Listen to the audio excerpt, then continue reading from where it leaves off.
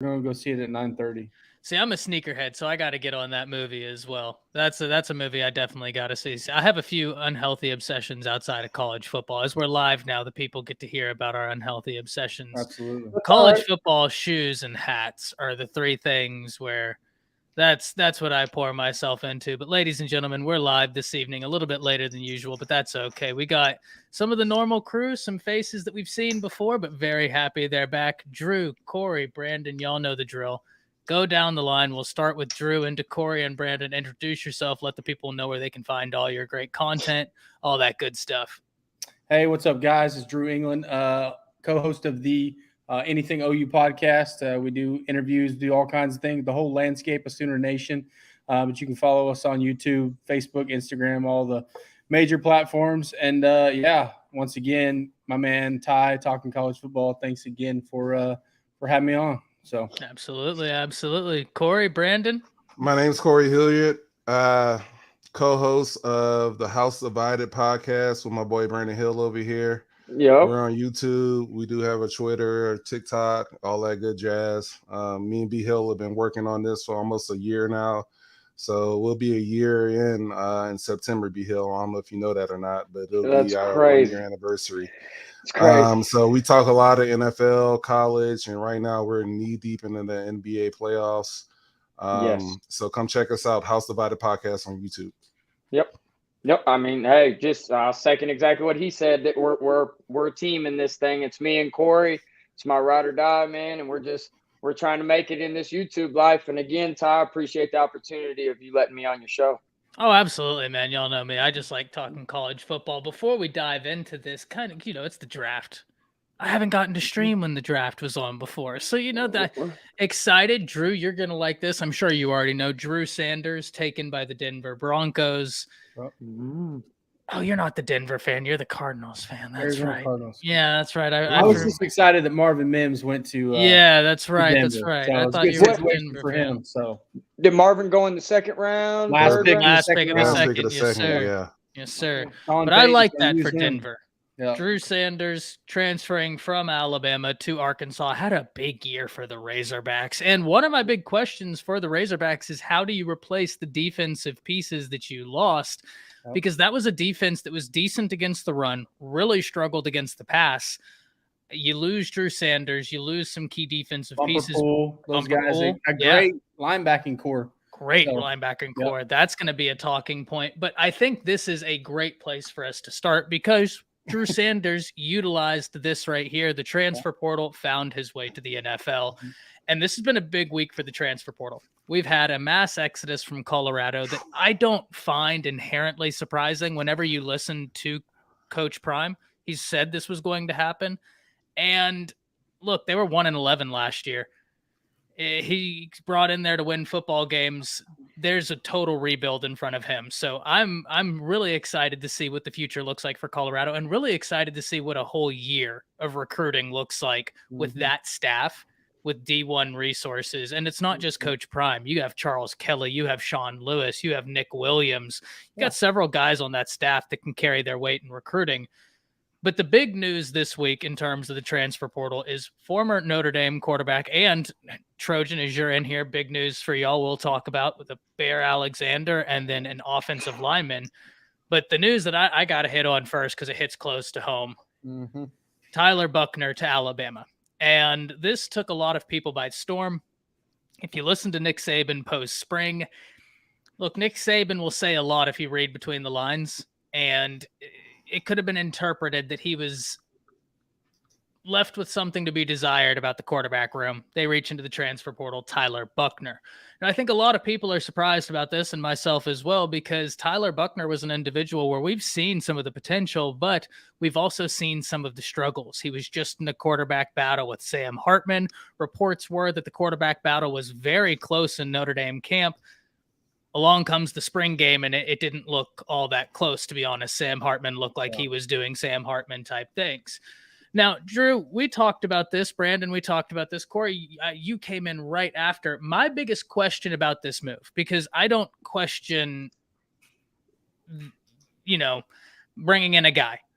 my biggest question is, if we weren't pleased, if Alabama was not pleased with where the quarterback room was, why weren't you a bit more aggressive in the transfer portal, going and getting a Sam Hartman or a Devin Leary or any of the names of the premier quarterbacks that were available in the transfer portal? That's my only question about this. And I understand part of the answer is Tommy Rees and the relationship with Buckner. He recruited him. He's understanding of his skill set. That's my only question about all this. But at the end of the day, I'm super interested to see what this means going forward. Drew, I will start with you because I know you're about to go see the movie Air, which is how we got started onto the unhealthy obsession with shoes. What was your initial reaction when you saw Tyler Buckner to Alabama? My first thought was definitely just wanted to add some more experience in the quarterback room. You know, you got some young guys that, you know, obviously Jaden Milroe has had some time last year and played in some pretty good games. But I think that, you know, just to add another added experience into that and a familiar face, especially for Tommy Rees. And, you know, I think that it wasn't – I think the timing was more shocking, like you said. That was probably the only question mark I really had with it. But at the same time, you know, it's Nick Saban, and you know he's had a pretty good track record over the years of winning a lot of football games and you know building a pretty good program at Alabama. So at the end of the day, for me, it's I'm not going to question Nick Saban and his logic, but yeah, the timing. You know, it is what it is, but I think, you know, just trying to add some more experience and some more depth to that room and to, you know, maybe spur some of these youngsters along and see what happens. But interesting move, and it'll be interesting to see how it shakes out in the fall. Very true.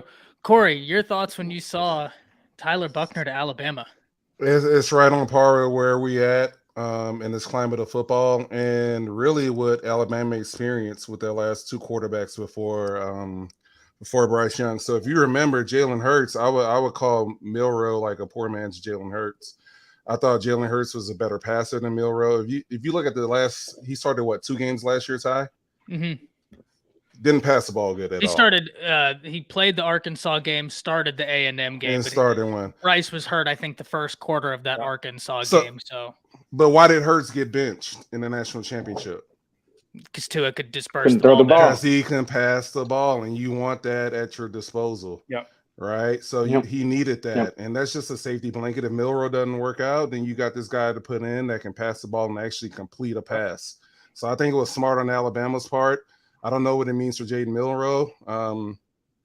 He's dynamic. Competition. He already knows the scheme. He knows the playbook. You know, that's another step for him to come in right in and, you know, maybe help learn, you know, teach these guys a little something. Yeah. Right. So, absolutely. So he's got some, like B. Hill just said, like kick it to you, B. Hill. He's got some instant competition now because you got a guy that can disperse the ball, throw corner routes, 5-yard outs, 10-yard ends, deep digs. Yep. I don't think Jaden Milroe can do that. I'm just being honest. So here's my biggest question when I look at this, because I don't disagree entirely, but whenever I watched Buckner, I see some of the same things I see out of both Jalen Milroe and I see out of Ty Simpson, where I see the ability to do it, but the consistency isn't there, right? I can point to South Carolina, where he accounted for some big plays in that game. He also had 3 interceptions against the Gamecocks, right?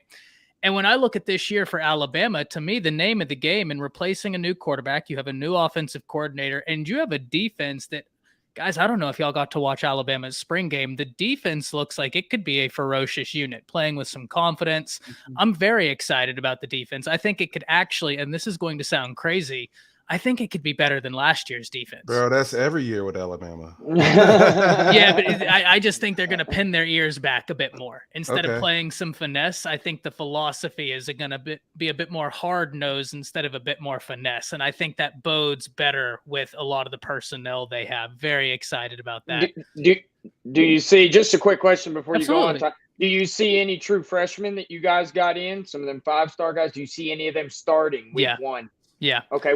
Name me. Which ones you seeing? There is a name for Alabama to know coming out of this true freshman class, and Nick Saban very rarely starts jumping into player comparisons. Yeah, it was. I know who you're going with too, and it was incredible. Yeah. Caleb Downs is going to be special. I heard There that it is. name. He Yeah. mentioned him in the same breath as Minka Fitzpatrick, and he was talking about how Minka's the Yes. greatest freshman he's ever coached. That's Caleb Downs, guys, he's going to be a difference maker. Yeah, absolutely. Day one for Alabama. This last class, though, just kind of as a sidebar, the class of 2023 loaded with dudes. And I've said this before, the safeties in particular in that class, guys 1 through 15 are ballers. Yep. Makari Vickers, Peyton Bowen, Tony Mitchell has his unfortunate situation right now. Hopefully all that gets cleared up and he'll, find a way to start back on the path of football again. You look at the safeties from that class and there's a lot to be excited about. Yep. Right. A lot from that class in general. Sam says, and that's without Will Anderson. Yeah, Sam. And actually, if you watch the Alabama spring game, the two best pass rushers didn't play, Chris Braswell or Dallas Turner. So that front's going to have them. Another freshman to watch out for is James Smith. James Smith. Yep. I want to say Boygby, but he's not a freshman. I'm just super excited for Justin Boygby. But what I was going to say is James Smith on the defensive line. Watch, because I think he's going to be a great pair with Otis and Justin Boygby. That's where the Justin came in. But there are a few freshmen to know.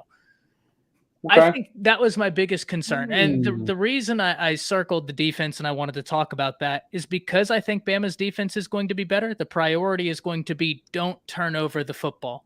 Just give our offense the opportunity to go. The one thing with Buckner, because I agree, guys, he's a dual threat quarterback and he's got a good ceiling.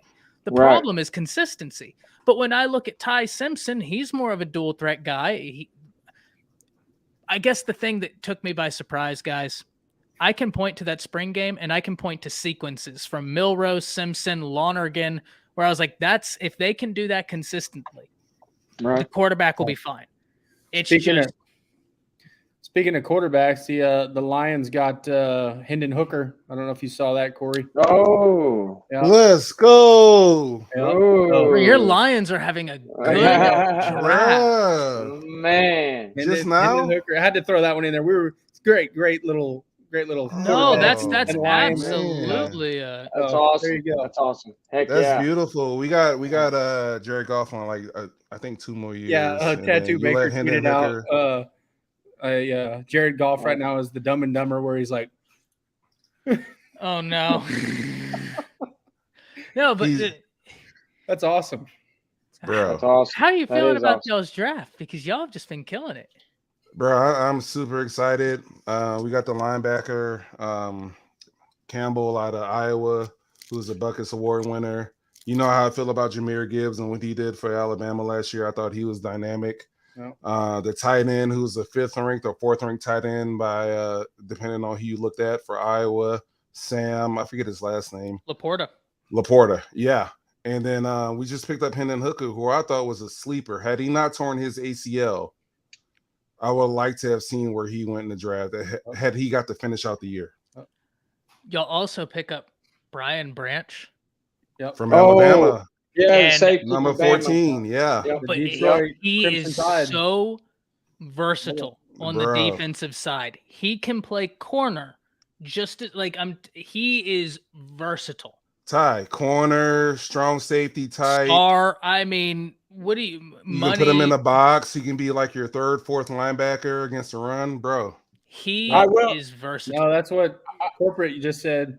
Yeah, Lions 5 picks in 3 rounds, man. That's solid. Hey, I will say this though, man. The team that's impressed me in the draft. Now I'm a Vikings fan, so it's not them. They don't have that many picks. The Philadelphia Eagles getting Jalen Carter and Nolan Smith in the 1st round, and they got Jalen Carter at number 9. Somebody posted a meme on Twitter with Thanos and the Infinity Hand. Yeah, and he had just put the 4 stone in there. Players from that 21 team, man. That's unreal. I think they tweeted something like Bama on offense, Georgia on defense, and that's their team. And it's just like, good God. My Arizona Cardinals have done well. Who did y'all get so far? Paris Johnson, That was a solid That was a pickup. good Oh, the pick. tackle Was a from Georgia. really- And That then was we a got good the DN / linebacker out of LSU. What's his name? I can't. Olajari. Olajari. DJ Yep. Ojulari. Yeah. And then Ooh. who else did we pick? I had to go back through and look, but yeah, it was so So far. are you- Syracuse, the corner from Syracuse. Are you a Cardinals fan because of Kyler, Drew? I was a Cardinals fan before Kyler. Man, my dad's a big time. Like he's been a Cardinals fan since they were in St. Louis, man. I was so he's well, like, not quite that long, but I was a Jake Plummer fan back in the day. So oh my goodness, Yeah. that's That'll do it. throwback. That's Yeah. a throwback. I like how they're bringing the throwback hats back too now. So Yeah. Yeah. back when they were the Phoenix Cardinals. I remember that. I used to live in Arizona, Yeah. and my mom at her work, she used to get press box tickets. We used to go to that Sun Devil Stadium whenever they played in yeah. Tempe. That stadium, Back man, in the because it's day, like man. built into the mountains. It's absolutely gorgeous. It's beautiful. So, yeah, that's enough NFL talk, though. I apologize. That was He went to Northwestern, didn't he, Hank? PJ's big brother went to Northwestern, didn't he? He did. Yeah, I He thought did. so. He And did. there's a few players from Northwestern the previous 3 drafts that I've really liked, but I really like that tackle out of Northwestern. Skronsky. Goodness. yeah. Soronsky. Is it Soronsky? Yeah. Yeah. I always mispronounce it. Good night. That dude is a mauler. He can So play all this 5 is an positions. insane stat. We're talking about college football. Nick Saban stats. The Nick Saban era at Alabama: 44 first-round picks, 27 games lost. That's ridiculous. Wow. That's ridiculous. How And many they- years span was that? What was that? That's his- 2009, or 2007. Or, yeah, 2007, yeah. 2009, I think was his first rounder. Yeah, was first in that nine, yeah. 2009 draft. So from 2009 to now, but he 44. got there. That's ridiculous. He's got almost double his. I guess they're counting some of the first-round draft LSU picks. guys as well.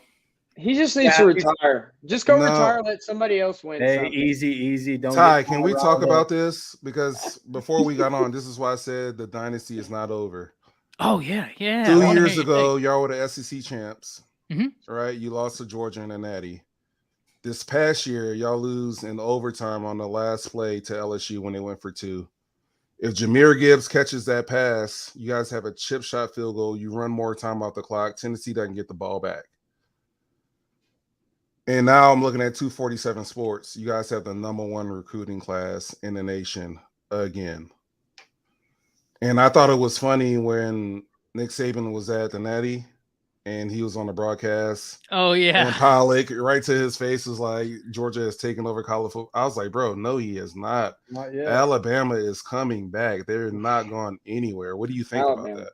Look, Yeah. I have always said people down Alabama for this year, but 98% of college football coaches out there would have gotten a bonus and a raise and a contract extension off of the season Alabama just had. And Absolutely. for the Crimson Tide, the world is falling. Yeah. Absolutely. Have they built expectations to be that? Yes, and I'm not complaining, but this is just a product of winning, right? It is what it is. Now, here's what I will say.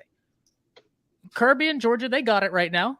Like, look, you've won it back to back. You have the crown. I have no problem admitting right now Georgia's on top.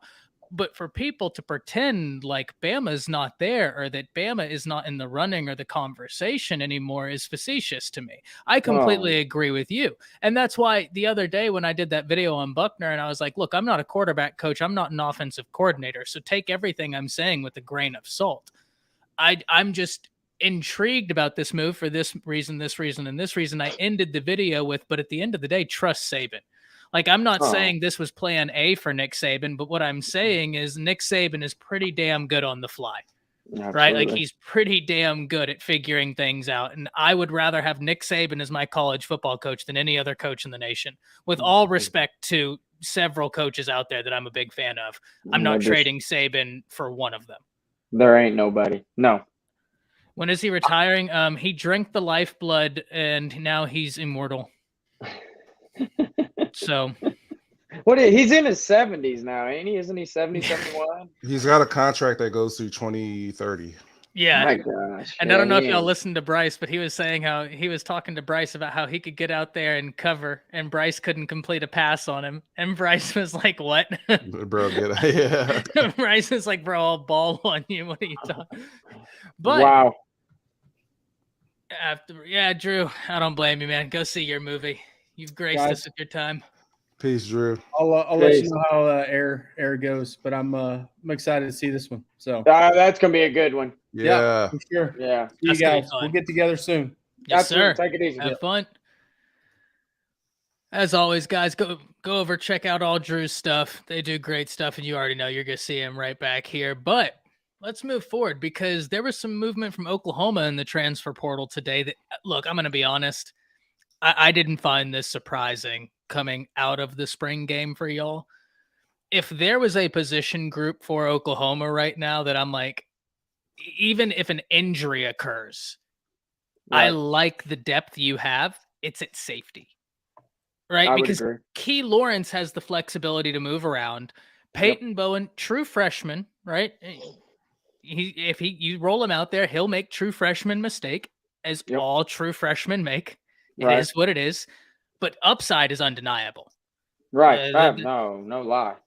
I look, that safety position for Oklahoma, that's a position, and you as an Oklahoma fan, man, talk to me about it, because from the outside looking in, I'd have to imagine you're excited about it. And I said I didn't think that the transfer was much to do, but I'm interested in hearing your perspective on it.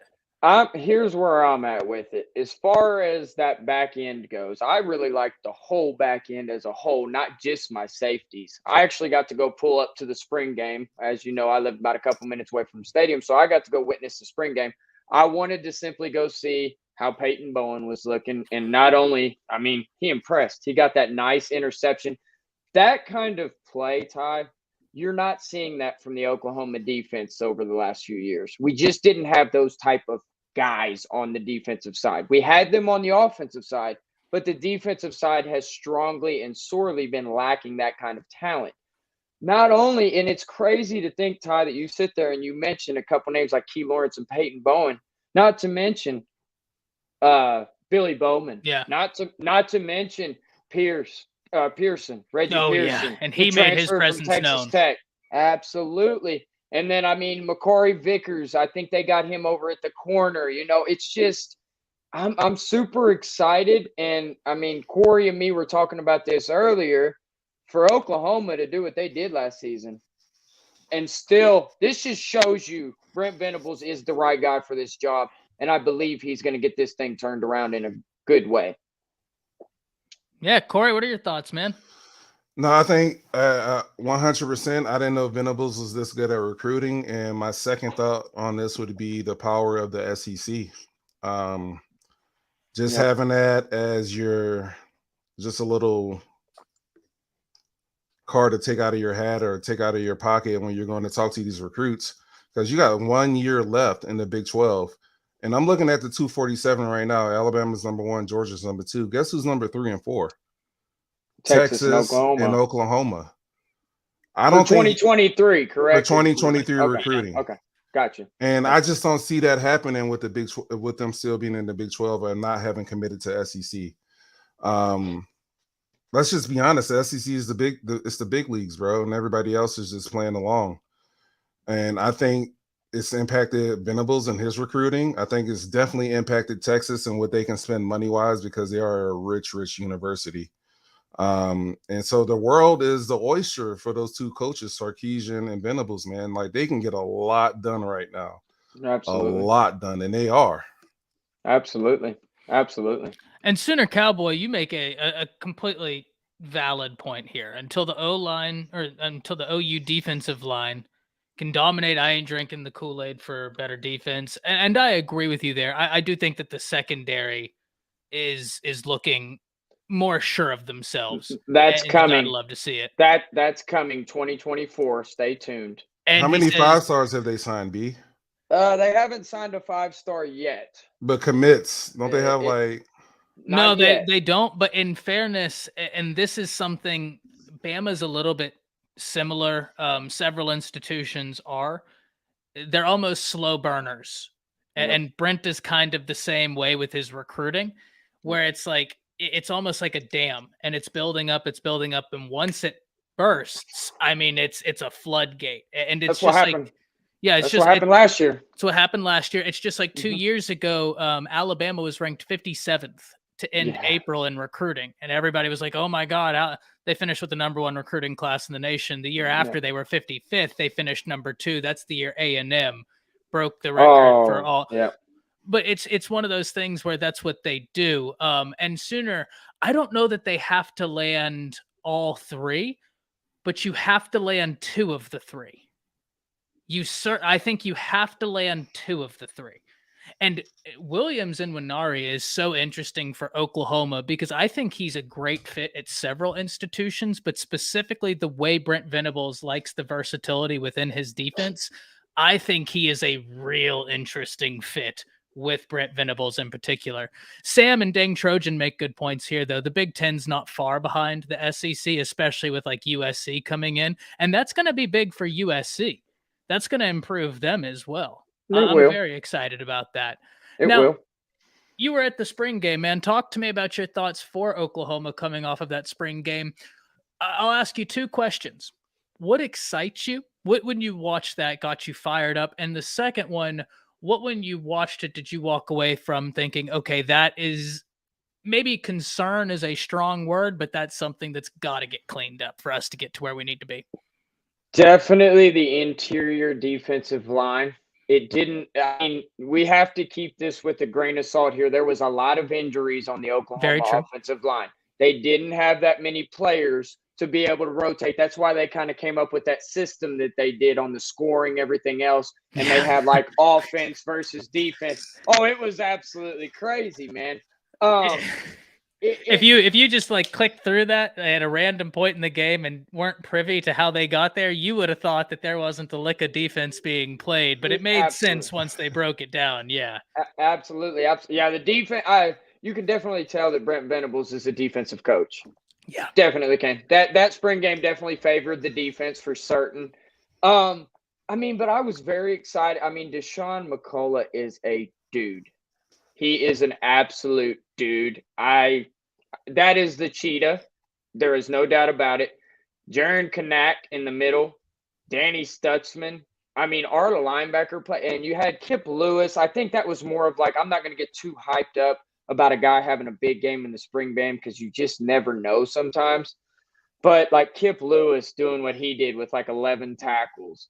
And then, you can't go on enough about what the secondary looked like. Now, granted, though, our offense with Dylan Gabriel, to me, he looked good. It was kind of like, sit back for a second, Jackson. This is still my show for now. Now, granted, in that second half, Jackson Arnold made that throw. That was an NFL-type throw. Oh, the throw at the seam. Yeah, that was a nice one. It was kind of one of those things in the first half. They played Dylan Gabriel with all the starters, all the first team, right? And then in the second half, they actually gave Jackson Arnold an opportunity to play with some of those first stringers. And when he did, he went and scored a touchdown. So I just look at all of those things. I'm excited about our quarterback play. I'm excited about the defense, minus my interior defensive line. I think PJ Adebore is going to be a dude he's going to compete for some time. R. Mason Thomas looked much, much improved. You got Reggie Grimes and you got Ethan Downs. We'll see if they can have an improved year off of last year. But, we got guys, they're starting to build some depth to where we have some rotation pieces now, which makes me excited. Yeah, I'm interested to see. And I think what has to excite Oklahoma fans, the fact that some of those impact guys are being seen from the transfer portal. Right. Like you look at Bothroyd, you look at some of those guys. I think it's always whenever you get guys out the transfer portal and they instantly come in and make an impact, that's the goal of the portal. Right. And this is one of the things, diverting a little bit, I talked about earlier when I was talking about Coach Prime at Colorado. And I was like, I'm so fascinated to watch how this roster building goes, because how likely are you? And I'm not asking because I know the answer. I'm genuinely asking the question. How likely are you to win a pitch to an individual out the transfer portal saying, hey, I know you're leaving your situation because you're a depth piece. Come to my situation to be a depth piece. Whenever you're building an entire roster through the transfer portal, right? Like inevitably, some of those guys are coming to be depth pieces. What do those pitches look like? No, that's neither here nor there. But just kind of piggybacking, the ultimate goal of the portal is to band-aid a roster, right? And I'm very interested and happy to see for Oklahoma, some of those are coming in and making an impact. Pearson was a guy I had in my notes watching the spring game the second time. I had 4 numbers that stood out to me. 1 on defense, so McCullough. 10, Kip Lewis.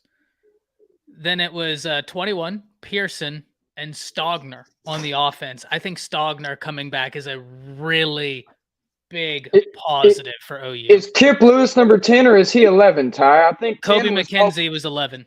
Is okay. Kobe okay. McKenzie. Okay, I couldn't remember. I always get them kind of mixed up because they're from the same class. Peanut says if Alabama play Jalen Milroe, hey, they got to figure out who the quarterback is. That's going to be fun to watch, no doubt about it. But I think, Peanut, if Milroe can develop the consistency from some of the drives we even saw during the spring game, it's all well and good. It's all about consistency, but the same thing can be said for a Ty Simpson. I will give you my one concern's a strong word, man. I hate using the word concern, but I don't know a better word. The depth at interior defensive line, which you kind of hit on. You had your guys from the transfer portal come in that have looked like they're hitting the ground running, but what does it look like when you need to start subbing? That's my biggest question. Now, you got a guy out recruiting, and for whatever reason, I've forgotten his name now. And what class? Is it LeBlanc? Oh, Derek LeBlanc. Yes, like his yes. upside. I think Yes. a little bit of time in the strength and conditioning room, in a collegiate strength and conditioning room, is going to do wonders for him because he has got the ability to put on some weight and not drop any explosiveness. If you've checked out his film, he's violent, and I think he's going to remain with that same level of intensity with 10 to 15 pounds, and y'all have a great strength and conditioning coach. Yep. The other area I'm watching is center for y'all. And I've been watching center for a year now. Rame has the position, but I'm just interested to see if any of the younger guys are going to push Rame. You've heard some about Bates. I'm really interested to see about the center position. Now, Corey, I want to talk about your perspective from Oklahoma's spring game. What stood out to you? Kind of same question. If you had to give me one thing that impressed you, one thing that you would say, okay, that's got to improve, what would that be for you? Stogner and Arnold. And Arnold. I didn't watch the whole game. Stogner. He's a grown man. I think him coming back to OU is a huge help. I completely agree. Bro, I that's an understatement. And then just watching Jackson Arnold, I like him a lot. I told B. Hillis off air, I don't think Gabriel's going to be starting much longer once the season starts. I think that's Arnold's spot, bro. I just think he's more dynamic. I like the way the ball comes out of his hand. This is nothing against Gabriel. I just like Arnold better. I don't disagree with you on that, Corey, but I think it's really going to take something drastically happening to Dylan Gabriel for Levy to be able to pull him. Because Levy, that's kind of a Levy guy. Levy brought him there. But, I mean, hey, the talent is definitely there with Jackson. It would take a Spencer Rattler type falling off, right? When he came in the year as the Heisman favorite and just completely fell off the map. I agree, Eric. I agree with that. Now, Peanut, I don't necessarily have an argument for you here. I don't disagree with you. You do have to be ready to play the game, and the game is moving quick. Yep. So I think you can evolve. We've seen that before, but I don't disagree with the basic theory of what your point is. Eric, I also agree. He did show out. Yeah, he did. That was a guy I forgot to mention. Veen, I disagree with the second part. I think Tommy's got some creativity, and I'm excited to see him utilize the creativity. And I'll talk about that at a later date. But there are some pieces I want to get to with Oklahoma, and I want to piggyback off of something Corey, you said. Because I don't know that we'll see a quarterback battle this year, but there was one thing when I watched the spring game. Before I watched it, I wrote in big, bold letters at the top of my notepad. Before I pressed play, I thought to myself, okay, when I think back to Oklahoma's offense last year, I need a phrase. What was the phrase that I would give them to say, this is what must improve? And for me, the phrase came up as take advantage of the opportunities that are presented. And I don't think Oklahoma did that very well last year offensively. And what I mean is they could score well. When we look at where Oklahoma's offense ended up, they were a good offense. Statistically speaking, you would not look at their offensive ranks and think there's anything you need to do there. But when you watch the game, they had a hard time in the time of possession battle, right? Yep, It was feast or famine. And that's where I say, if you're able to generate that consistency, you've already seen what the offense looks like when it's really clicking. Now, if you generate it consistently, this is a dangerous offense. So my theme was take advantage of the opportunities as they're presented. Here's where I agree with you, Brandon. He knows the offense. Dillon Gabriel knows the offense. So if someone's going to be able to take advantage, he's a little bit further ahead there. However, this is the only thing that I came back to. In order to take advantage of the opportunities as they're given, opportunities must be created sometimes. And there were times where an opportunity could have been created and it failed to be created. I'll give you a play that perfectly summarizes this. The first Jaden Gibson drop. Yes, I completely admit to you. It hit you in the hands. You got to catch it. That's not my argument here. It was behind him. But Dillon Gabriel is a senior quarterback. He's rolling to his left. He is a left-handed quarterback. Everything is going to your strength, and you throw a strike to your wide receiver. Mind you, the only defensive guy in the area is behind Jaden Gibson. You lead him. He runs through the ball. He's still running right now. I said this on the show Monday. They put out an APB for Jaden Gibson because he's still running wild. I agree. Those are the situations I'm talking about, right? Like, yes, Jaden Gibson, you have to catch that because you're looking at what could have been a first down as opposed to what led to, I believe, a 3-and-out, but let's say it did. Let's pretend that it was a 3-and-out. It could have been a first down, but by that same conversation, you lead him. Now it's a touchdown.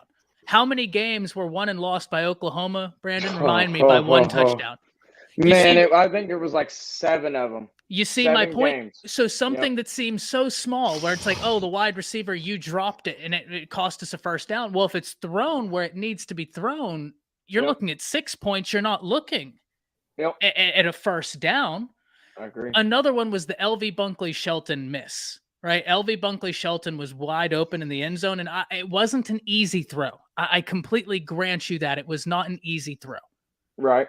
But it didn't happen. And the only other throw, and I know it seems like I'm being critical on Gabriel, but for those of you in the chat, and I think both of you will know, I've been a Dillon Gabriel fan. I defended Dillon Gabriel against a lot of people last year.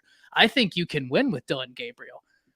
But the only other play that I was like, man, Gabriel, you know better than to do that, was the Peyton Bowen interception. Look, great play by Peyton Bowen tracking that ball.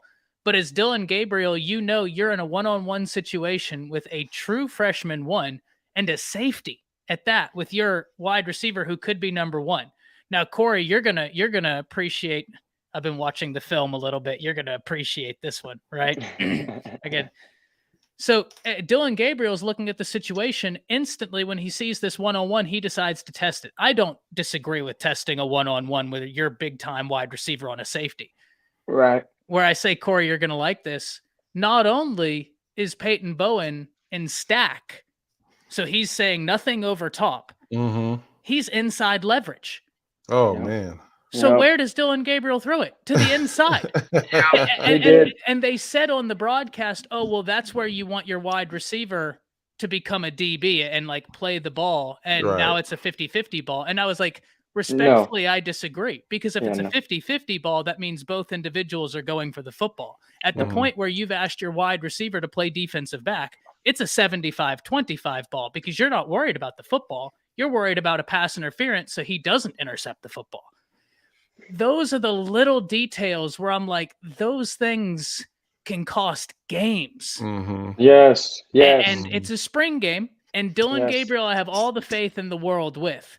But just little things like that, man, were some of the things where I was like, man. Now, in fairness, here's the back end. As the game went on, you started to see. He looked better. You started to see him come into his own, and the automatic Dylan Gabriel come about where he was making good decisions. Good, bro. If you promote Arnold, no. And I'm certainly not saying promote Arnold. Truth. I agree with you. I think in a perfect world, and I've advocated this for almost all of the true freshman quarterbacks, unless they are ready. In a perfect world, you let them sit. And I think Dylan Gabriel gives you a better chance to win because he understands. But I think for Oklahoma, the margins on some of these games are so thin, those plays are the things that are going to matter. So, and oh no, Eric, that's not my contention. Bowen made a great play. You don't track the ball like Bowen did, not making a great play. That's not in conversation.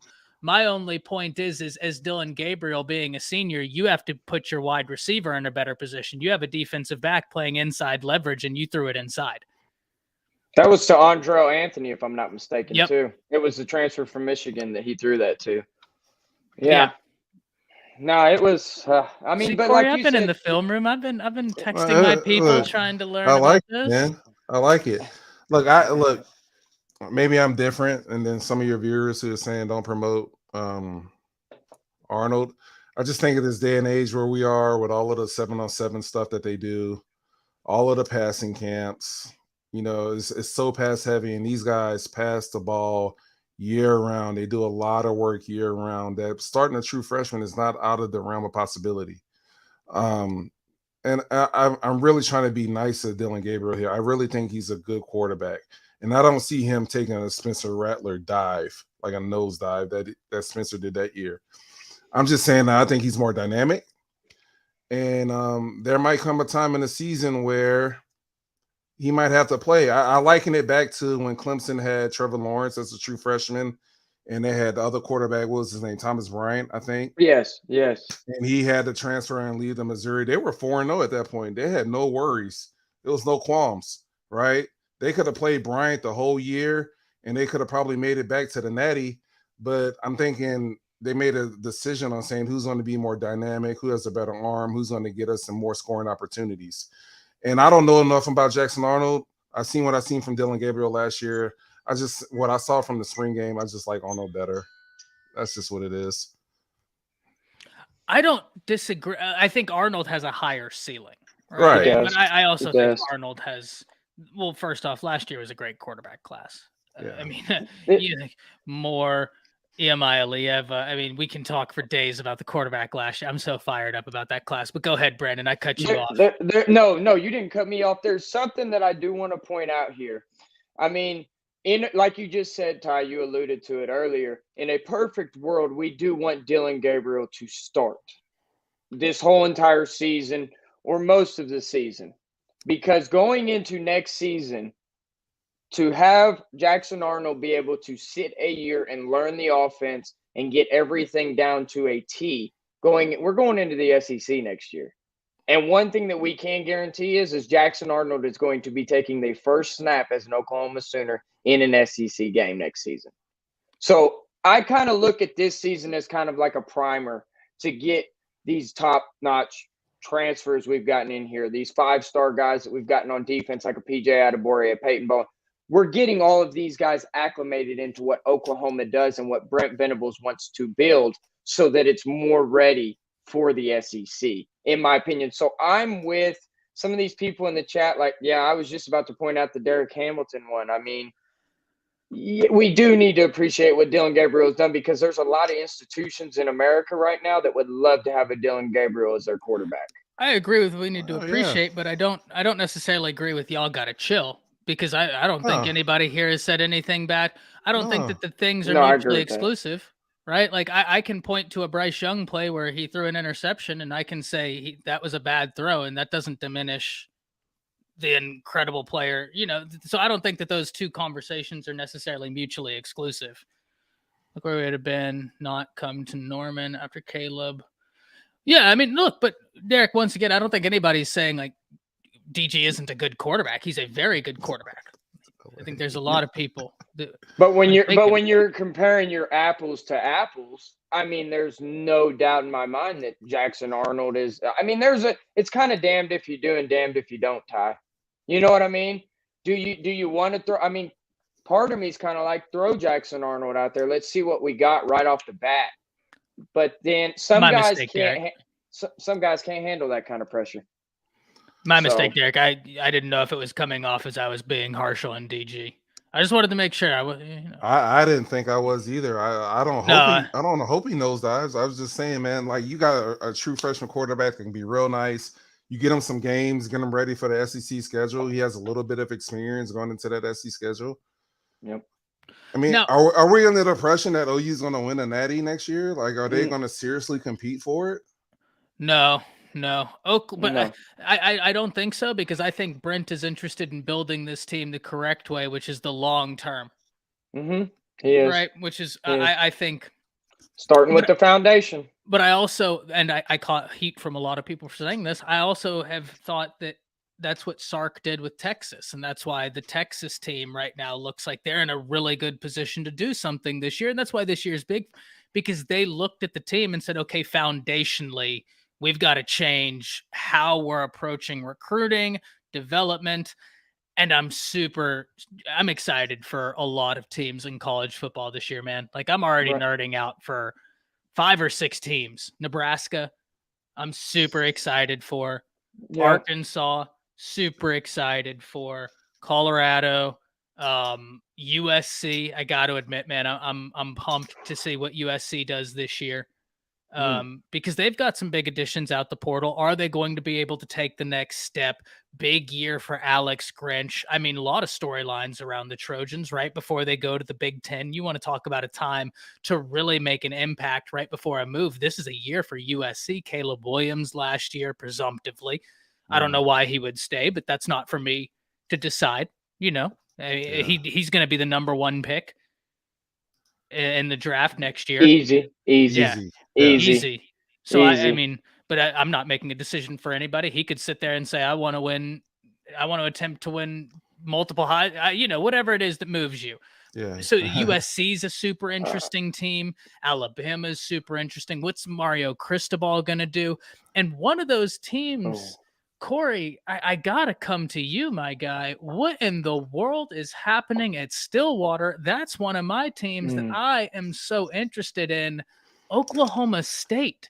Are they it feels like Oklahoma State's at a bit of an impasse right now. It's an old school coach trying to adjust to new school ways. And that's as simple as I can put it. The NIL and the transfer portal has completely wrecked the team. And the fact that we don't have a lot of NIL money. And so let me just take Mason Cobb, for example, the linebacker, number 0 from last year, stepped into Malcolm Rodriguez's spot after he went out to the NFL, had a really, really solid, productive season. Wasn't all conference, but he made a lot of plays for us, right? And so he looks up at the end of the year and was like, man, I'm one of the best players on this defense. I should be getting some more NIL money. So what does he decide to do? He decided to go to the portal. Texas A&M says, hey, we'll pay you this much. Texas A&M reneges. So he tries to come back to Gundy and says, hey, I made a mistake. I want to come back. Gundy says, no, bro. Once you hit the portal, you're done. I'm done with you. And I have 12 to 15 of these stories that I've heard from people close to the program that I trust and know. Same thing with Daniels, the safety number 5 out of Beggs. He went to A&M first, came to OSU last year. He was our backup kind of linebacker safety guy, got to start a few games. He was about to leave because his family wanted him to get more NIL money. Long story short, somebody made a call to one of the NIL boosters, got him 125 plus per year right now, NIL money, and he stayed. Okay. And so I say all that to say this, as a university, Oklahoma State, we've always operated with a recruiting class to the 40 and 50s. But what NIL and the transfer portal has really done is pulled a lot of our good players away that produce for us. And when you're at Oklahoma State and you produce, your name's going to get brought up, Right. And players nowadays think they deserve more. And their mom and dad say, hey, you deserve more. Why aren't you getting more? Well, you can go to the SEC and start here. And then once you go in that portal, Ty, you know this, 44% of the players in the portal don't find a home. Over and 2,000 players in the portal right now. And it just doesn't work out. Spencer Sanders tried to come back. He left and tried to come back. Luckily found a home at Ole Miss. But it's not all gravy on the other side of this portal, man. And Which I think is a lot of players, interesting conversation to have as well, right? They get Howard.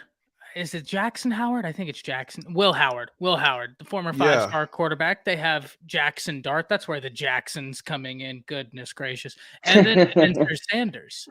Yep. That was a super. Was it the same situation there with Spencer Sanders? I'm sorry to cut you off, but no. Yeah, he kind of got hurt mid-season last year. We were a top 10 team. We were 7-1. He kind of got hurt, checked out, decided he was going to leave. Didn't get the looks that he thought he was going to get, and tried to come back during the bowl game prep and said that he wanted to come back, and Gundy told him no. So he, after Gundy told him no, got on the phone with a bunch of receivers in a group chat and started texting our receivers, hey, leave, you're not going to have a quarterback next year. And that started the whole domino effect of everything that's happened and why we had the mass exodus. That was nuts. So this is where, what do you do? Because I think, and Josh Pate made the point a while ago. I say a while ago, time flies. It could have been close to a year ago now. I think it was actually close to a year ago now, where he really evaluated Oklahoma State. And he said, for where they've recruited, in a lot of ways, they've overachieved in some aspects. Every year. Yes. But at the same time, do you not think with the changing landscape of college football and maybe the unwillingness to adapt, that can only carry you so long, right? And especially with the existence of the transfer portal, where it could be a double-edged sword. Oklahoma State, in theory, could be a program to really benefit from the transfer portal. But it seems like the opposite is happening. I believe at one point when we had that mass exodus right around after the bowl game, we were ranked 2 or 3 in transfer portal classes coming in. So we have a lot of guys coming in. What they're going to be, I don't know what they're going to be until they get on campus, until I see them play. But the thing is, there's a lot of people outside of Gundy's office that's coming together and gathering money to try to stop this. All right. We have a lot of things at place, facilities, a good fan base, a good record the last 12, 14 years with Gundy at the helm. And we're going to recruit at the same level, but Gundy and a lot of people in Stillwater are starting to notice, bro, you have to keep up. This is a train that is rolling. Yeah. If you don't have NIL money, you're done, bro. Let's just be honest. You're done. We saw Nick Saban call out the coach for Texas A&M, Jimbo Fisher, saying that he bought his whole class. He's begging Alabama boosters to raise more money. Yeah. This very is Alabama, right? I love how you included where he asked that, because I've always thought that was a very key component to this conversation. He didn't get in front of the media or ESPN cameras and say this, that, and the other. He went to the boosters. Yeah. And he gave them a boogeyman. This is who you need to fear. I can slay said boogeyman. Money me. I need money. Yep. Me and need a money now. I don't know if y'all watch money. It's Always Sunny in Philadelphia, but that's going to be my go-to. But well, real quick, look, I have a fix all of this. It's not going to happen. You set a salary cap. College football is no longer amateur sports. It's professional sports. And what does professional sports have? A salary cap. Everybody gets same amount of money.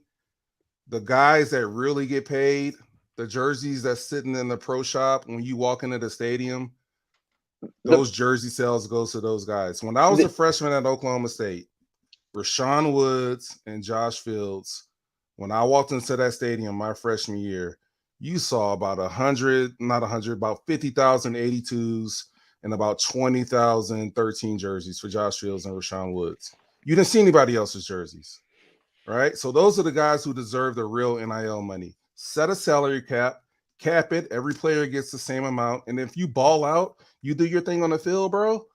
Yeah, you get the jersey sales. We'll give you that. The only problem with that is, Corey, is not every college institution makes the same amount of money every year. There's big dogs, there's levels to Oh, this. I agree. You know what I'm saying? So that's why, like, it's so hard to do that, because in the NFL, it's all one structured business. College football can go many different directions. Well, here's the thing. You could do it. If it wasn't led by an organization that perpetually had its head in the sand. Yeah. Look, the NCAA, I've said this for a year now, and Shannon Terry, I'm sure everybody in chat knows who Shannon Terry is. But Shannon Terry is the guy who made 24/7 Sports, sold that.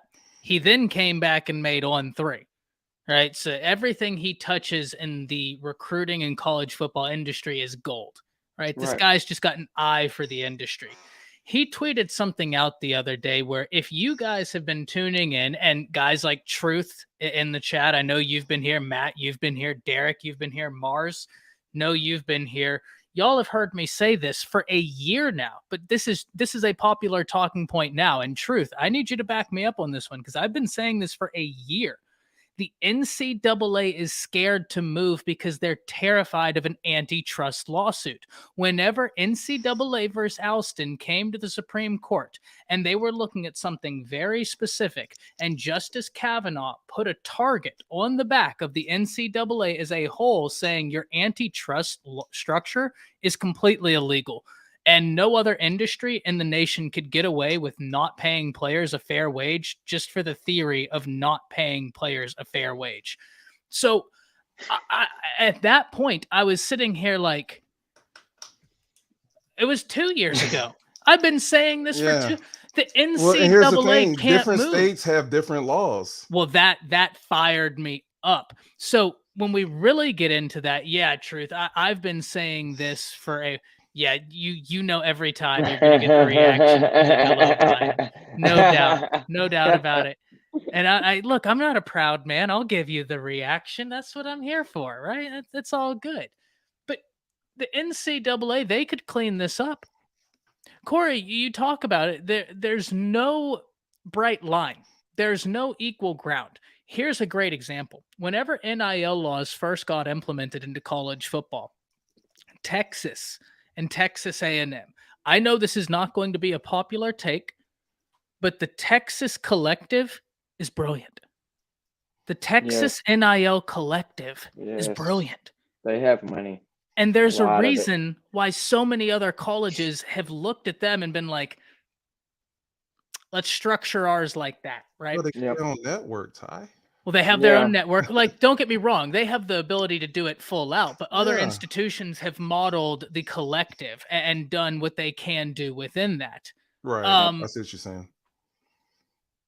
The problem was, and this wasn't Texas's fault. This wasn't A&M's fault. This was the reality of the situation the NCAA had created with their short-sightedness. Florida and Alabama, of all states, Florida and Alabama, I don't know why, they were proactive in NIL. So they had each passed legislation basically making a playing field for what was legal and illegal in the name, image, and likeness field. Well, when the NCAA passes their legislation, it's broad. Everything goes. Alabama and Florida for a whole year were handcuffed in NIL. So while Texas could do X, Y, and Z, it was illegal in the state of Alabama and Florida until they could repeal their laws. That's not Texas's fault. They got a rule and said, let's take full advantage of it, as they should. They did 100% the right thing. But it's not Nick Saban's fault that he has to then go to his boosters the next year and say, hey, we got to play catch up now. Yep. Money me. Yep. Same thing. Same thing's happening in Oklahoma right now. Governor Stitt didn't pass that NIL bill. I don't know if you're familiar with that, Ty. It was on Twitter, but Governor Stitt, the governor of Oklahoma, actually declined the NIL bill. For I don't know how it plays into everything. I know it can go to legislature, it can get all changed, everything else, but there's some rumblings about that, and there's a bunch of Sooner fans upset for sure. Matt, is he the one that sat down? Governor Stint is a jackass. Yes. Agreed. That's my guy. Shout out to my guy, Matt. That's a good guy right there. Yeah, and truth, I think you and I have always talked about this. It doesn't have to look like the Texas collective, but you cannot be stagnant in the age of, and you've got to bring something to the table. You got to be proactive. But the NCAA, to just kind of tie all this together, we could do a salary cap. We could, if there was an organization that I had a tiddlewink worth of faith in. I don't have any faith in the NCAA. I don't have faith in them to tie their shoes. No. I They don't. stole too much for too long, man. They stole too much for too long. A lot of petty rules. You can't go have dinner with a certain person, or you'll get suspended 3 games. You couldn't do this. You couldn't do that. They made it way too hard for too long. The box is open now. The box is open, and they didn't know how to control the box. The worms have come. They popped out, and they didn't know how to control it. You got to be all the way in, all the way out. It's got to be full blown. Corey, I think this is the way of the NCAA saying, you want it? Here you go. You can have it. Now watch it. Watch it. I think what it is they're too scared. That's a good point, B. Yeah, they're scared. I think they're too scared to police anything because they know the second they act one way or another, someone is going to open up litigation. They're going to end up back in front of the Supreme Court, and their whole business structure will be annihilated. And so now, that's why they have to be a church mouse. That's why they went to Congress, and Congress basically looked at them like, why the hell are you here? What are you doing? It was the most ridiculous thing I've ever seen. And I was like, we're wasting everybody's time. This is nonsensical. Look, you don't have to have the best NIL to win. You don't have to. But you cannot disregard it. And sadly, the NCAA, my goodness gracious, has not helped anybody in all of this. It's I can talk about this subject for hours. Oh man. Because it fires me up to no end because it's just nonsensical. They were an institution in place to uphold amateur sports. That was it. And then once college football started making billions, they had the Bohannon, the UCLA court ruling, which ended NCAA football on EA Sports, which I loved. Once that whole thing came down, it was a wrap, bro. There is no amateur sports. You can, as a corporation and universities, make billions and billions of dollars, and the people that are on the field producing that product get nothing. It just doesn't work. It's not possible. A few years ago, I think it was The Athletic. I don't know if it was, but I'm going to credit them. So it was The Athletic. They published an article saying the average 5-star adds roughly $500,000 in value to the football program whenever they step on campus. Not play. Just being there. Step on campus. Now, this is what always made me uneasy about this, Corey, is I was on University of North Texas's moot court team. Very nerdy, I know. But I got to travel all across the nation. Like I went to UCF. That's where Nationals was my junior year, was on UCF's campus. I got to debate on Ohio State's campus, which was awesome. I was actually there when they played Penn State and Saquon ran the opening kickoff back. Okay. I actually, the Bama fans are going to kill me for this. I have an Ohio State sweatshirt that they gave me when I toured the law school there. I actually loved their law school, by the way. Great people up there. They gave us an awesome tour. But on the moot court team for UNT, they were good. Like, it was nationally a top 10 moot court team. We were very, very good. I, in the summer, could go to local high schools, or even not in the summer. I could get back from a moot court tournament on Monday, and on Tuesday, go to a local high school and teach a speech and debate course. And they could give me $50, $25 to say, hey, can you come in and talk to our team, coach them in this, coach them in theory. I was allowed to do that.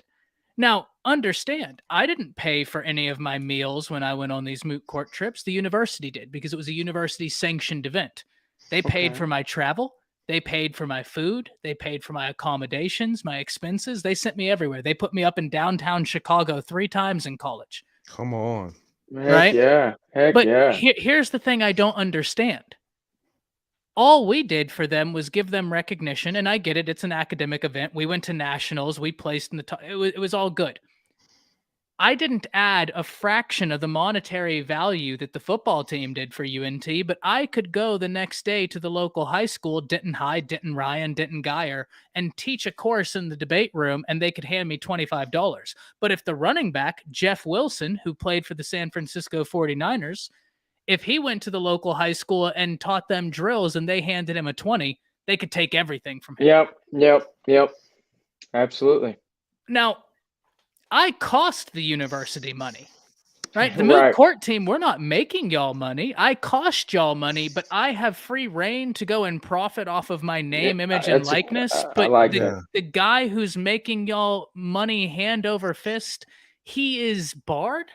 How does that make sense? So it's what you said earlier. They have to. They're really obsolete. They don't mean anything when it's not amateur anymore. So you to them don't matter. What makes them the governing body over amateur sports is they have to control their cash cow. Their cash cow is college football. Second would be NCAA basketball, March Madness, right? They have to, at all costs, make that seem as amateur as it is. They have to protect the purity of it. It's amateur sports. Nobody does anything illegal. They don't get paid. They have to protect that. Or what else are they good for? They're useless. So and not saying anything against what you did, but lower tier programs, gymnastics, track. Oh no. Those sports can get a lower tier program. Those no doubt sports about it. can get away with that stuff. That's low hanging fruit to the NCAA. They probably get that across their desk and look and like, oh, I'm not dealing with that. It's nothing to them, right? They have to protect what their cash cow is and why they're relevant. The NCAA is relevant because they try to protect and govern amateur sports. It's no longer amateur sports. It's not. The thing that I think kills me is they use that argument, but I guess my question would be what would deter from a private entity such as, here's a great one. I don't know how familiar y'all are with Denton, Texas, but there's a barbecue place here, Rudy's, that they do a lot with UNT. Oh, Rudy's barbecue, is that the same one that's up here in Norman? I think so. Yeah. I know what you're talking about. So what would bar Rudy's from saying, here's $20 to come and do a 30-minute spot, $100 to do a 30-minute spot on the radio? The NCAA, they're not getting any of their money taken out of their pocket. I think that's always been the thing where I'm like, y'all took such a hard line. You've actually costed yourself billions of dollars in the long run. You thought you were making yourself money. Truth, we didn't say it was good barbecue. Let me be very clear here. Never did I say it was good barbecue. I said it was barbecue. It becomes a problem when Alabama is running, say they win 4 straight national championships, and somebody comes out and there's a collective group of people saying that, well, they buy all their players before this NIL came out. Oh, they cheat. Oh, they pay guys under the table. Then it seems like it's unfair. The product that the consumer, we as fans are watching on TV, doesn't seem pure when somebody's running a sport and me as a fan can say, oh, Alabama won again, but they pay their guys under the table. It's cheap. You know what I mean? They're cheating. That's the problem. Right. I think I always get upset at short-sightedness, right? Like I've often said this. I've had this phrase a lot of the times back when I thought my life would be politics and law. I had a great phrase for politicians, or whenever we'd be like putting together, they had the foresight of an apple. Right? Like you could be a brilliant individual, but you had the foresight of an apple, right? Like you're just useless at planning for and the NCAA to me has the foresight of an apple where you're not wrong, Corey, you're certainly right. I just think that their stance of getting there will inevitably cost them billions of dollars whenever this gets taken away from their inability to change, their inability to say, hey, we're going to make a lot less money per year, but the fact that we can still exist for another 14, 15, 20 years will make us the money. But they don't think like that because these immediate return, I don't know, man. It doesn't compute to me, but also their uselessness doesn't compute to me. I don't understand how you can be that big and that useless. Arrogance. True. When you've been in power that long. I mean, what do you think, B? You've been watching Game of Thrones. What is your take on it? Oh my gosh. Oh, there's certainly no Tyrion and Tywin Lannister. They're not playing this game well. Man, I'm just now getting into season 5, man. So don't spoil anything for me. I'm not done with it. That's me and my wife's little show, so I'm not able to binge watch that one as if I wasn't with my wife. So I have to wait for us to be together, and you know how all that works. Nah, man, it's just crazy. It's crazy right now. They've been on the throne so long. I've been looking. Hey, I've been looking at these comments, man. Are they funny? Oh yeah, they're going at each other now. I'm gonna have mine up. Hold on, it's on. That dang Trojan guy, man. You need to calm down with all the OU hate, man. Hey, Trojan, calm down. Trojans are USC fan, and I will say this: he's here all the time. He shows out for USC. He trash talks everybody in his path, me included. And you know what? I respect it. I can too. I do too. It's the same way. Hey, you go. All I gotta say is, you go ahead. You just enjoy that Lincoln Riley and that Alex Grinch defense. It's just amazing. You just enjoy it. Just enjoy. Well, look, I think this is a great place to kind of, because we're talking about the transfer portal. I did want to talk about this. You want to talk about 2 massive additions out the portal. The Wyoming offensive lineman, Emmanuel Pregnon, to USC. Everybody wanted him. He was ranked as the second available player in the second window. And ironically, USC got the number 1 available player in this window, Bear Alexander. That dude's a monster. A lot of people are saying, how much weight is Benny Wiley going to ask him to lose? I'm of the mindset, they're not going to touch Bear. They're going to take him and say, do you for us. Yeah. Do what you do best for us. And I must admit, guys, have y'all looked at what they took in the transfer portal on that defensive front? It's looking good. I hate to admit this. I know you do. You're asking me to go against the grain here right now, man. Trojan won't admit it. I don't think dang Trojan will admit it, but last stream, I saw a little comment, or maybe it was a video, where he was saying how, he thinks that the OU USC friction is cooling down, and that he thinks that the future is bright with Brent Venables for Oklahoma. But here's the thing: there was never any friction with OU. We were good. We weren't happy. There were some people. Listen. Here, hang on though. I know there was some people, but here's the thing though: Lincoln Riley kept going on and on and on and on about it. He was the one that kept bringing it up. I was one of the OU fans. It's like, if you don't want to be at Oklahoma, be gone with you. That's on you, my friend. And I'm not mad at Lincoln Riley for going, because if I was in his shoes, I would have did the same damn thing. I promise you that right now. I would have went and got my jets. I would have went and got the nice big houses and been right over there with the beach view. I would have done it. I'm sorry. I live in Norman, Oklahoma, and I would much rather live in Beverly Hills watching off the waves hit the sand. And there's just something to that. People talk about the problems over there, but when you're living in his tax bracket, you're hit away from a lot of what I would be seeing if I moved to California. No, absolutely. I would be in. No, but if you're in that circumstance, no doubt. That's paradise, man. He's in paradise right now. So, hey, we'll see if he can beat a Tulane in a bowl game, though. Holler at me when that happens. That's why I'm calling cap on you, B. You would not leave. You wouldn't leave. I talked to you the day that it happened. You cursed Lincoln Riley out so much. I wouldn't have left OU. We need a real OU guy. I'm calling cap on you, dog. It was fresh. That was fresh then. I've had some time to recuperate. Look what Brent Venables is doing on the recruiting trail. Oklahoma is in good hands. I'm fine with it. But what I will say is this, guys. What they have done on the defensive front, I do find compelling. And it's always it's a bit of a double-edged sword. And Hank says nonstop trash talk for a convenient off-season source of entertainment. Yeah, that's what we do now. Like this stream in particular, that's exactly what this is. That's why these streams work. That's why we all have so much fun.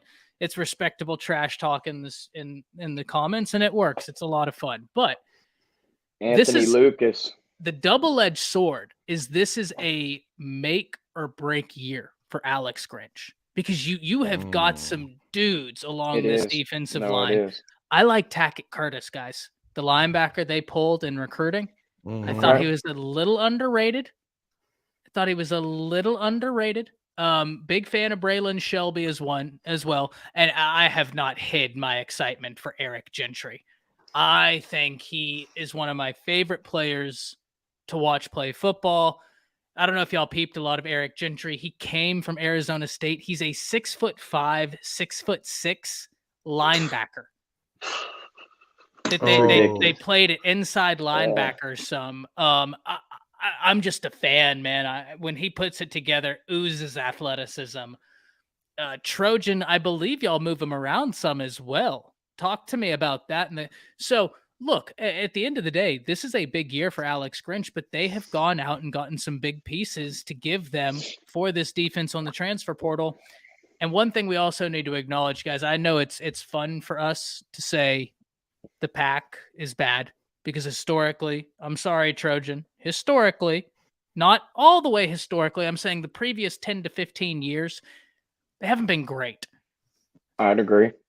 I won't go as far as to say I'm not going to rag, but they haven't been great. And I think we can all agree there, right? We can agree there. We can. But the Pac-12 next year, they got some teams you got to watch out for. Washington's going to be fun. Mason Cobb, yeah, that's going to be fun. Come on. Now, Shane Lee's still up there, right, Trojan? Didn't he opt to come back, or did he hit the draft? Let me know about that one as well. I think Shane Lee came back. No, I think he came back. Did he come back? I think he came back for one more year. I think he did, if I'm not mistaken. Somebody, Trojan or somebody. Let me know about that, because that's if he crazy came to back, me I that love Mason his Cobb's IQ. going to be starting over there. That's so crazy to me. Oh boy, I'm sorry, Ty. If I look this way, I'm just watching my Lakers playoff game getting ready to tip off. So we're gonna get you out of here real. No, you're fine. I'm enjoying this, but I'll just do my best in multitasking here. So Shane is back, and his football IQ, bro, is so high. Yeah, he's special. So high. I'm with you on the Pac-12 though, man. They're going to be strong. They were kind of like that last year. They were kind of like that last year. Utah getting Cameron Rising back. Kyle Whittingham is one of the most underrated coaches in all of college football, and it is not close. I would agree with that. I would agree with that take.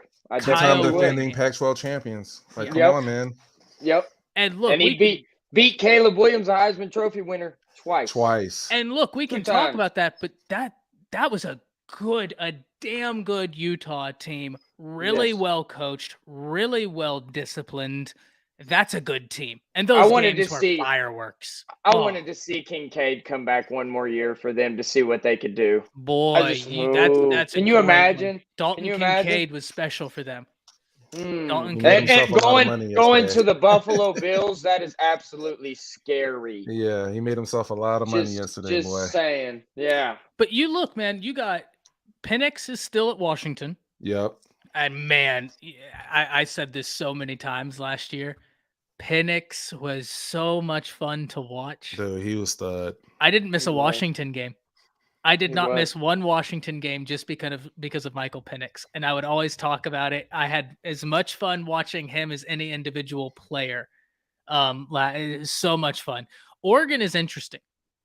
Bo Nix, man. Bo Nix. Can you believe the turnaround? He balled. He had a good year last year. He balled last year. Absolutely. Is DTR coming back to UCLA? No, he went to the draft. He's gone. He's in the draft. Now I don't know what they're going to do at quarterback, but they get Dante Moore. Yes. And Dante Moore, I don't know if y'all remember, whenever it was Elite 11, Jackson Arnold won Elite 11, all the articles, all the publications. I said publication. Jeez Louise. Oregon's defense is bad, Trojan. I'm gonna I actually don't know what my outlook on Oregon's defense is, so I have nothing for you there. I am going to watch some Oregon. We'll talk about this maybe next Friday. Give me a week, but I will say this, Trojan, they do have Dan Lanning. Yes, and while they're I'm gonna not improve. saying that's going to make their defense great, that's not my argument. I think he can piece together something, maybe. Let me watch the film on that, though. But I am interested in that. That might be their crutch.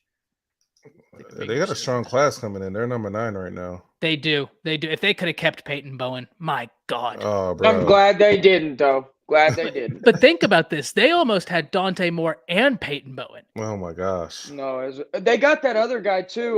What's his name? Uyungale's little brother. Yeah. That defensive lineman. He's going to be a good one too. No. So we got a little bit of a bet going. That it depends on what happens in Tuscaloosa. I may or may not have to wear burnt orange for Red River rivalry. Oh, why would you want to do that? Yuck. That burnt orange stuff, man, that's just no good. Because I got a lot of great Texas fans who come in here, watch the whole time, and they've goaded me. They've goaded me into the bet. Yeah. I think it'd be fun. I do. But for UCLA, Dante Moore, what I was gonna say is, for all the people that followed up with recruiting, Jackson Arnold won Elite 11 MVP, but the guy that every publication had is like, Jackson Arnold is 1A, 1B, Dante Moore. They said every day that those two were just so consistent. And then at the All-American game, I don't know if y'all saw Dante Moore at the All-American game. He was sensational. No, he can play, man. I don't know that you want him to play year one, but I also have that theory about every quarterback, unless, they can. Him and Chip Kelly, man. That's going to be fun. They're going to make some magic together, bro. Woo! Chip's got that thing turned around at UCLA. It's turning. He does. He's building it up for sure. For sure. Yeah, so the Pac is going to be a lot of fun. I think the people are sleeping on the Pac. I think the Big 12 is going to be a lot of fun. We didn't get into it today, but I think the Big 12 is going to be really interesting this year. What Texas does. This is a big year for the Longhorns. I think they win it. Whoa. I think they win it. I don't like that take. I don't like it either. I'm not a Texas fan. I think they win it. They're third nationally in who they bring back offensive wise. They lost all of their games by a total of 18 points last year. The Ewers, Worthy, gosh, man, bro, they're stacked. I'm not gonna lie, bro, they're really stacked. They are stacked. And their offensive line. The offensive line, really, it was young last year. They had two freshman tackles, I believe. They're both going to be sophomores. Did y'all see this tweet? Kelvin Banks, as a true freshman, went up against 4 edges that were taken in the first round.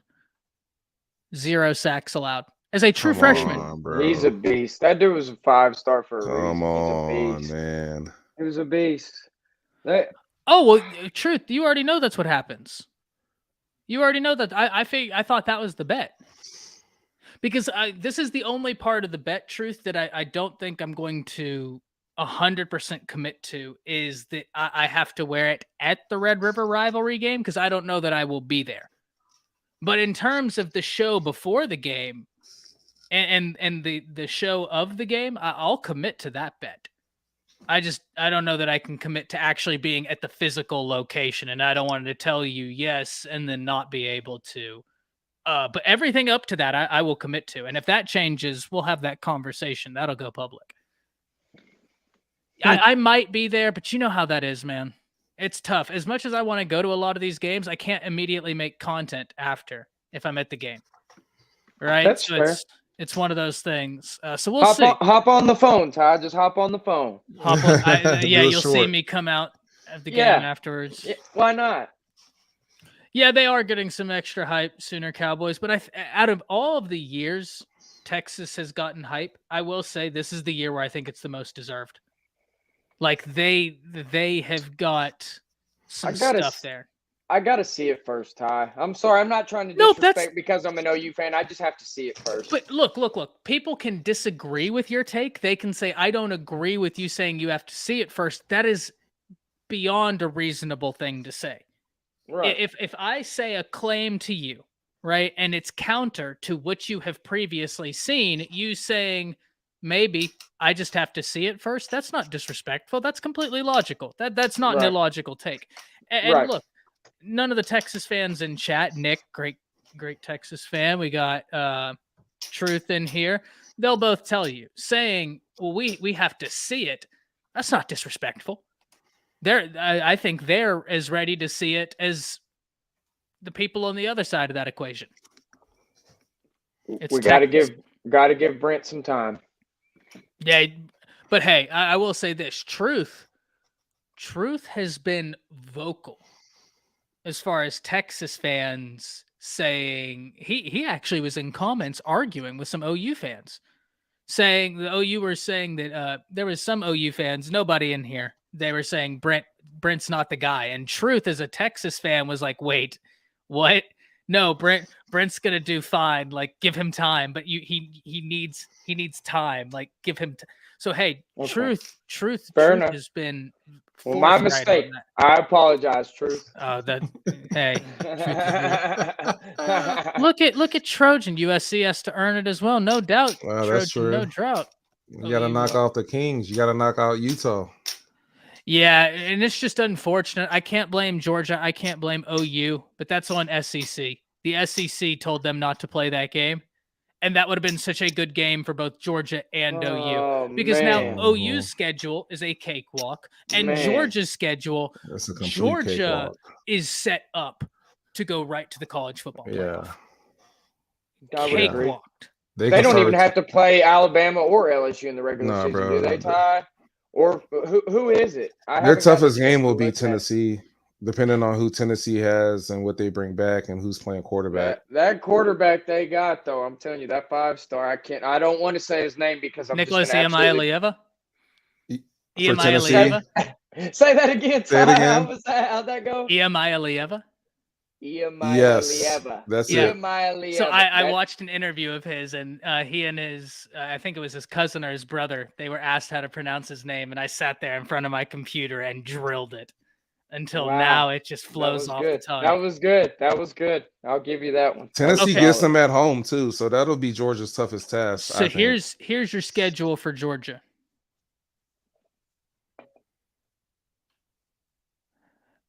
Sam, I watched him pronounce it, and I'm fairly confident. I'm not 100% confident I have it right, but I am 98% sure it's Iamaleava.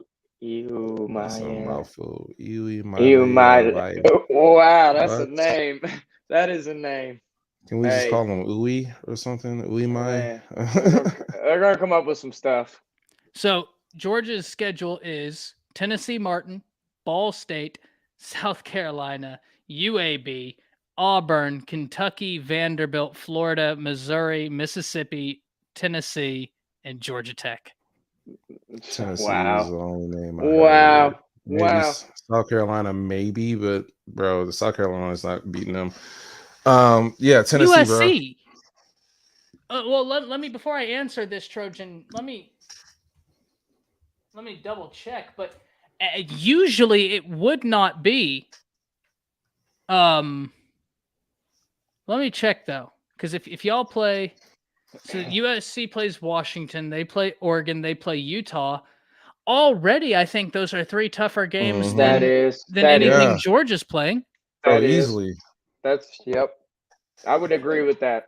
Now, if Georgia Trojan had to play LSU and Bama, I would feel differently. Yeah, I would be like, okay, but the fact that the teams they have to play are Auburn, and let me be clear here, Auburn is a little bit of a double-edged sword. You never know what you're going to get with Auburn. You never know. That's the problem with Auburn. You just don't know. Vanderbilt, Missouri, Mm-mm. Ole Miss. No. Because they No. don't know who they're playing at quarterback. They don't know if it's going to Neither. be Jackson Dart or You go ahead. You Spencer. start Spencer Sanders. He's throwing 5 Oh, picks bro, against if they start Georgia. I'm Spencer, sorry. they won't make a bowl game. I'm just telling you that right I'm now. just saying. So That Auburn takes it is nice because that's a Hugh Freeze-led Auburn team now. It is. Hugh Freeze might be a scumbag, but he can coach. yeah. Well, you know, it was the most interesting thing about this, and we'll shut it down after this. They got rid of the guy prior to Hugh Freeze, or they tried to with a coup. Y'all remember this? Yeah. About the improprieties or whatever. Yeah, so they launched a coup against Harsin for the improprieties, couldn't prove it, so they couldn't fire him with cause then. Year later, they get rid of him, and then they bring on Hugh Freeze, who was fired for the exact same improprieties that they tried to get rid of Brian Harsin for. And I was like, what the hell is happening? Yep. What is happening? If we're going to have a coach that doesn't do right, we better have a good one that can coach. Good. You better be able to do wrong with the best of them. And he can, my goodness. No, so Trojan, it hurts to say. And if they were on the other side of the SEC, I would have a more difficult time saying this. But in between Washington, I think Grubbs and Penix are going to put up big numbers on offense. Utah, if Utah returned Kincaid, I mean, we would have to have some serious conversations about the Utes. Right? Absolutely. You still have Oregon. I mean, you even have a Notre Dame on here, which I don't know what Notre Dame's going to be. I don't think they're going to be great. I don't think they're going to be good. But look, are we saying that a Notre Dame is substantially worse than a Vanderbilt? You see my point? Like, I'm with you. It's a trade-off. You see my point? Like, this year with we just don't know. Bro, their last 3 games. Oh my gosh. What, that Washington, Oregon? The Washington, Oregon, UCLA. Yeah. Really, 4 out of their last 5. Utah, Washington, USC, and UCLA. Michael Penix is back, is he not? Yeah. Did he come back? Yeah. That's scary. Bro, that's a gauntlet. That's tough. That's tough. And then you have to think, let's say they win. You got to imagine what game number 4 will be. I'm going to go ahead and pick it. They might meet the Utes again. I think we see way too early prediction, and I am subject to change this, by the way, because it is so early. That's fair. I think we might see a repeat in the Pac.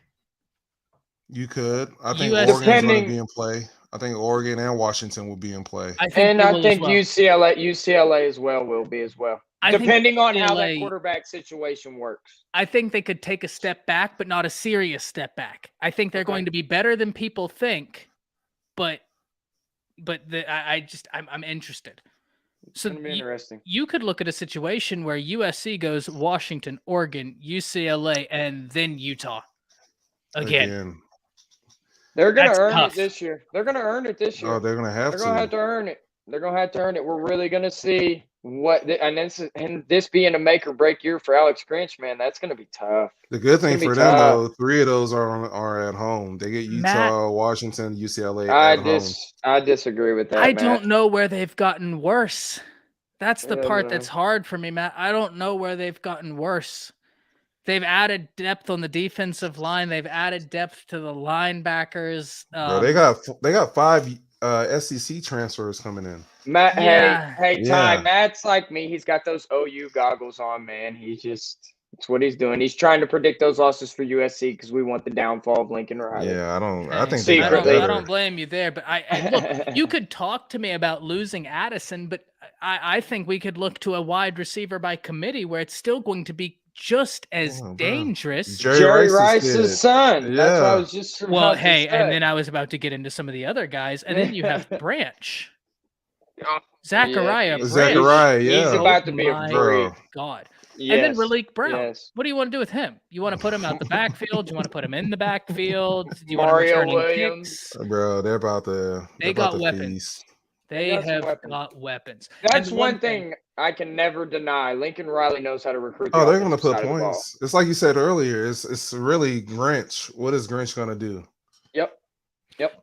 Jonathan, I do agree. I think that the talent for Bama up front, I think that the talent is there. Consistency still needs to be developed on the offensive side. Very excited about the Bama defensive front. I'm really excited about them. There's some young guys that are stepping up. Really excited about that. But, boys, we've been on here for an hour and 30 minutes. It's 10:10. I'm going to let you get off. It's been good times, though. It's been good times. Yeah, so we're going to get out of here. But as always, boys, where can the people find all of your great content? What do you got coming up? Guys, House Divided Podcast, guys. That's how you type it in YouTube. House Divided Podcast. Me and my guy Corey over here, we talk NBA, we talk college football, we talk NBA, we talk college basketball. We try to cover all the platforms. So we would always love it if you guys want to come in there and check out some of our shows. We try to do them, especially with these NBA playoffs. You guys are going to want to come in there if you guys are some NBA fans and hear what we got to talk about. So, as always, I appreciate it again, Ty. Thank you for having us on, man. What I need to do as soon as we get out of here, remind me. I'm actually going to do it right now. I'm going to send y'all my number because I'm notoriously bad with Twitter. Okay. Right? Because I'm in a few group chats. And I want to talk with you too, Ty, on how to get, like, we're looking at different streaming platforms, trying to kind of get it on YouTube. We want to kind of take our channel to the next level. So we're going to ask you for a little help if you don't mind. Oh, I am the last person to ask for that, but I will give any help I can. Shoot, you look like you know what you got going on here to me, man. That's the problem. I have no idea. I just ended up here and figured I'd keep talking. And somehow they keep showing up to listen. That's so awesome. I don't know. Awesome. But guys, thank y'all as always. We will see you Monday, 5:30 Central Standard Time. I have a lot to talk about on Monday. Ty fakes it. Well, I do. I don't let the hurt show. Inside, I'm like that old commercial where they litter in front of the Native American and the tear rolls down his eyes. Oh, bro, that's so savage. Every time Matt says Ty loves Bill O'Brien, the tear rolls metaphorically down my face. But it's okay. I put on a brave face for all of you. We'll see you all Monday. We're going to talk about some hot takes Monday, some early predictions, get into that stuff right there. Hey, off-season content never stops. Until then, see you next time. Spinning Wheel of